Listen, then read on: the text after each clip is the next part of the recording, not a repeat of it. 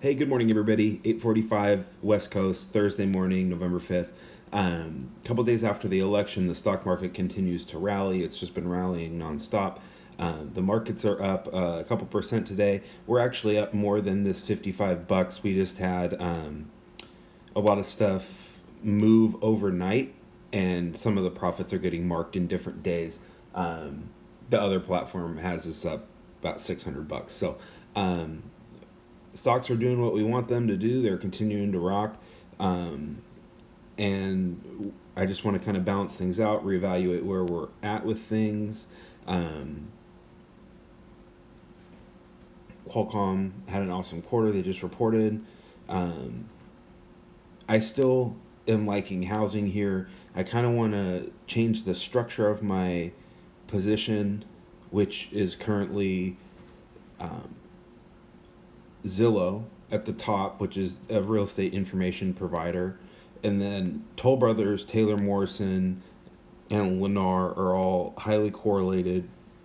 And I think what I want to do is overall, I'm ready to spread this portfolio out. I want to continue to, I want the positions to be around even levels. We have 11 positions right now with $45,000, so it's about 4,000 a position. So some of our top ones are heavy, some of our bottom ones are light. I want to start to kind of play the whole field of the market now that we have a new set of assumptions. There's really no opportunity risk as we spread it out, just because we're not going to cash. We're going to sell, but we're going to put that cash immediately back to work, and we're going to find, some new opportunities. So let's hop into, before we get started with anything, take a quick look at the markets. We gapped up higher. The futures have been higher all night. Everything is up today for the most part. There's a couple names that are out there that are getting whacked. F&F is a title company, has a good dividend. This is just a rotation back into growth, and that's what everybody is, where they're putting their bets. So they're putting their money on the markets that are going to grow fastest.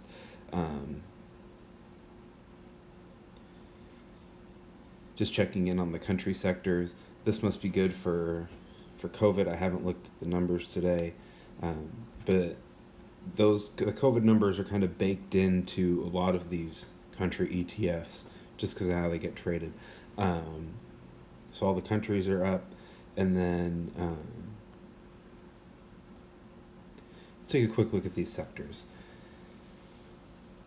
Growth is back. Energy, the clean energy stuff that sold off right after the election is seeing a good bounce back today, which is great.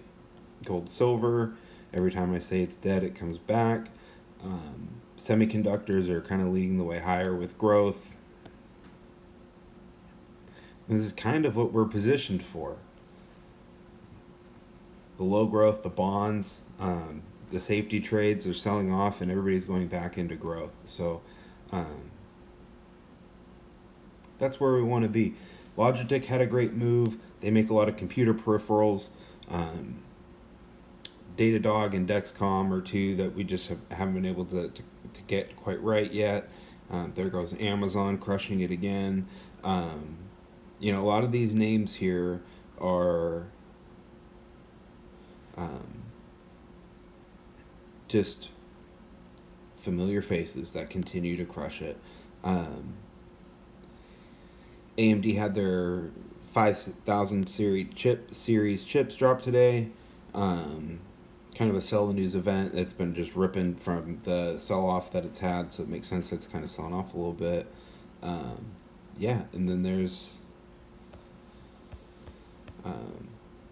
Zillow earnings today. And I don't really want to go into earnings with Zillow as my number one position. So first trade of the day, I'm just going to rotate out. We've made some cash in this position. I guess I have it in a few others as well. Let's stay focused on this. So we're just going to sell.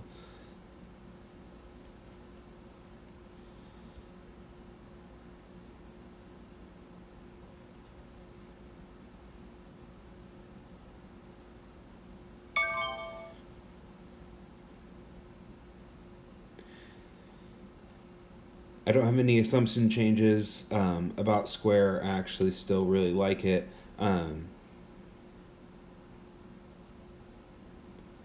Just going to move this portfolio out. I want to take a little bit less individual stock risk. I like all of the names in the portfolio. I want to bring these down to even levels, and then I'm going to swap Lennar with Rocket Mortgage, and we're going to play Zillow and Rocket Mortgage, and then Toll Brothers and Taylor Morrison. And that's what I want to do in the housing sector to get back to my incomplete thought from before. So we need to sell, call it $1,600 in Square.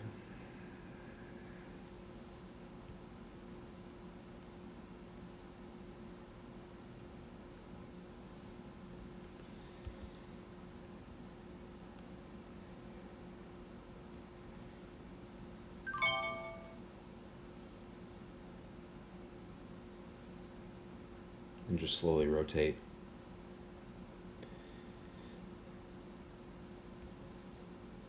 And this is how I want to be aligned when I am feeling more positive about the market for the next, I guess, couple of months.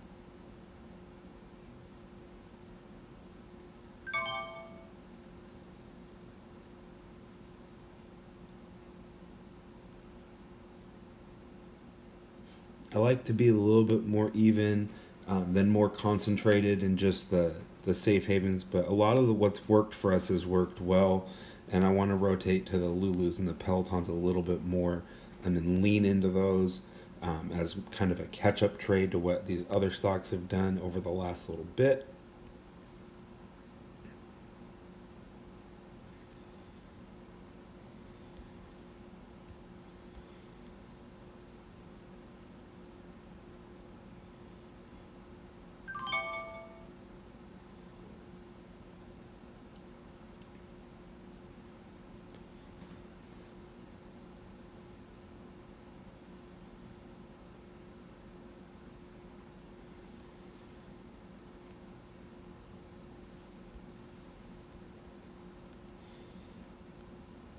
Do a little trim in this, just again, kind of being mechanical. We want to get our positions towards around that 4K mark. So and if we're a little under, that's okay. I'd rather be a little under than a little over.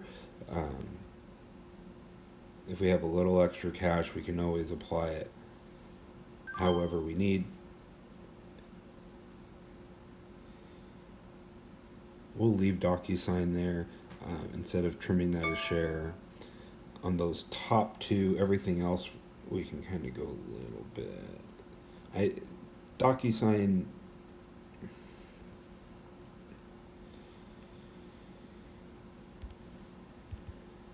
just is a finicky stock. It does not know if it wants to go test those highs again.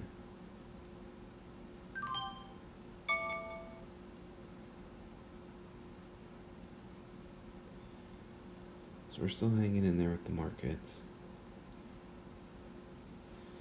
A lot of these individual day positions look like they're getting pressured a little bit here.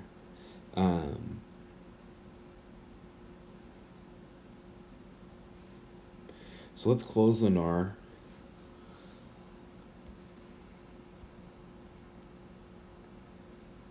We made a little bit in here.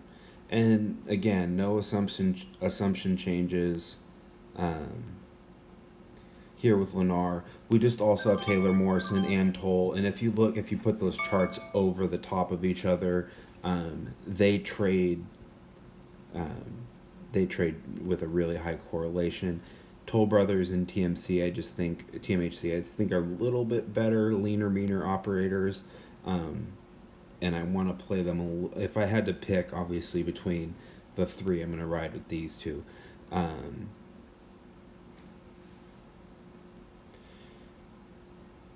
we're going to start a new position here in, yeah, let's let this go. Okay, $21.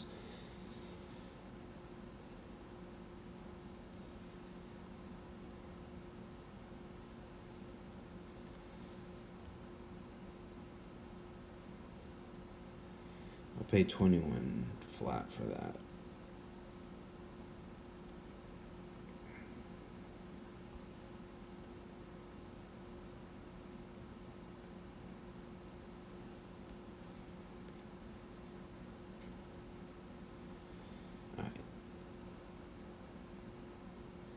So we're gonna hop into Rocket Mortgage, Rocket Homes, Rocket Companies. They're owned by Dan Gilbert. They're just a mortgage company. Interest rates are going to be really low. It's going to create a ton of demand. I think as millennials continue to probe the housing market, they're going to use tools like Zillow and Rocket that kind of let them be a little bit more anonymous until they're ready to get going.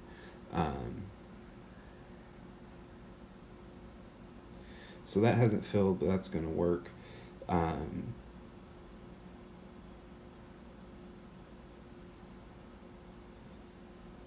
then we need to add a little bit here on our others. I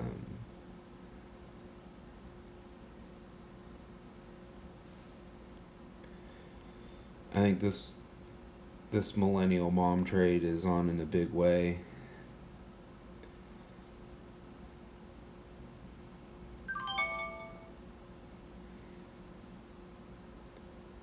I mean, you can see that with Target, Lulu, Peloton, a lot of these, even Zillow to a certain extent.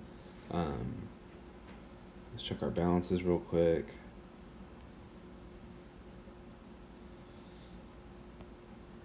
So we've got some cash to work with here, about $7,500, and we're staying fully invested. We're not changing anything with our investment thesis other than we're feeling more comfortable to kind of spread the bets out a little bit more than we had been going into the election. Now that we have a little bit more clarity here, now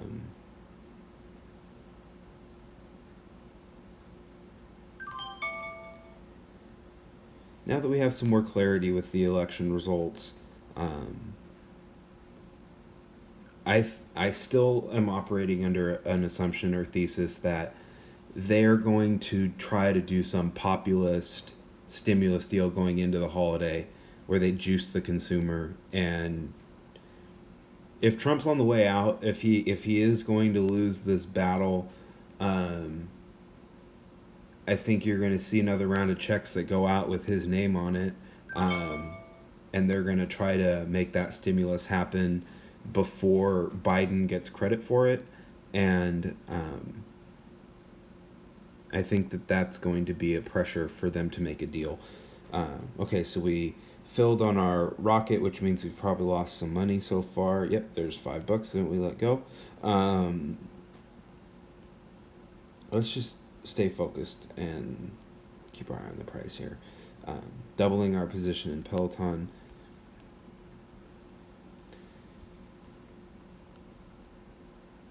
I think Zillow's going to have a great quarter and have good numbers. There's a lot less inventory on the market, so volume could be down, but their recurring revenue model is based on less on transactions other than their iBuyer business. But Zillow is really where their bread and butter is selling data and leads to agents. And realtors are having a lot of record years. They're not a part of the economy that's hurting. So I think that Zillow having realtors, which is the largest trade association in the United States, having them as the primary consumer of their product, while selling a software service to consumers for free, I think that's a great model. And they also have just an enormous amount of data. Everybody kind of shits on Zillow for having inaccurate estimates and whatever, but I mean, if your house is relatively homogeneous, that algorithm is usually correct. And if it's not, it's getting better. and it's gotten better. It used to be horrible. It's not my favorite digital algorithm, but they have, as machine learning starts to get deeper and deeper into these databases of information, they have more real estate data points than any private organization on the planet. So, in regards to real estate, so they have a ton of information, and they don't get the heat that Google and Zillow gets. So, I kind of like that, just kind of in the cut. And that's why one of the reasons why I like Zillow. But again, inventory is crappy. So if that is forcing some realtors to give up their share because their zip codes they're buying no longer have any houses to sell to people, that could lead to some turnover. So I don't want it to be my end all be all position that we have going, but it is one that we believe in. And we work, I have 15 brokers that work for me, and about a little under half are Zillow Premier agents. So it's pretty regular in the industry that brokers from all different brokerages are going to be paying Zillow in some form or another. As a shareholder, you get to collect that money. Okay, so yapping, this Peloton trade clearly, oh, it's just partial.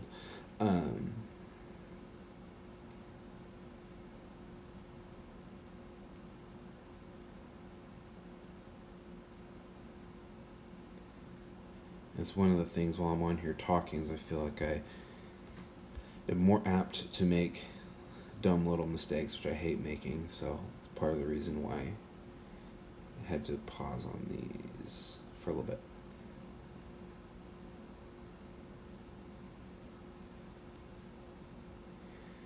So we got a couple open orders working. We can do a little cancel replace action. And this is how you can kind of just, if you just want to get your order filled,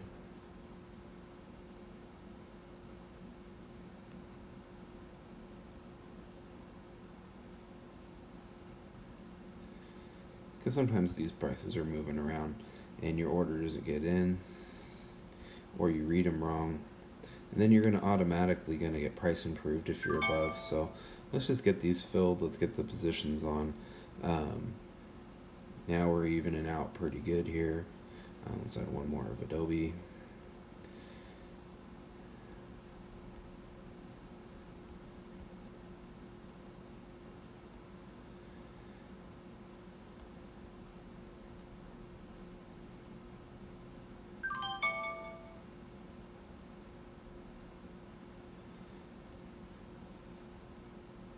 So we have $1,400 cash.